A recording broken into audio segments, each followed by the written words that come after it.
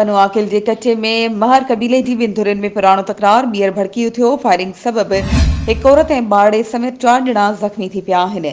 इन हवाले सां वधीक तफ़सील ॾेई रहियो आहे पनुआकिल मां CN न्यूज़ जो रिपोर्टर अयाज़ जंडीर। जी अयाज़, कहिड़ा तफ़सील आहिनि अव्हां वटि?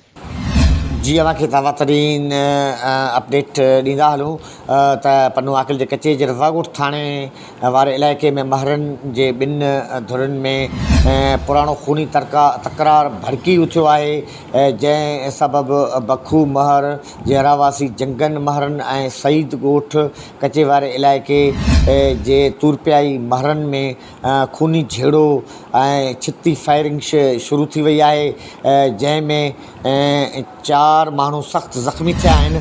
उन हवाले सां वरितल जाइज़े मूजिबि त ॻोठ सईद महर जे ज़ाहिद महर ऐं ॿियनि दावा कई आहे त जंगन महरनि असांजे ॻोठ सईद महर ते हमिलो करे माई सोनी, ज़ाल अरबेलो महर, अब्दुल हफ़ीज़ महर ऐं आसिफ़ महर समेत हिकु ॿारड़े खे ज़ख़्मी कयो आहे।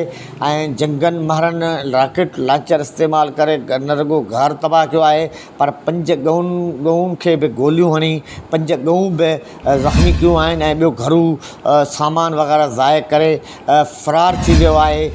महिरबानी अयाज़ तफ़सीलनि खां आगाह करण जे लाइ।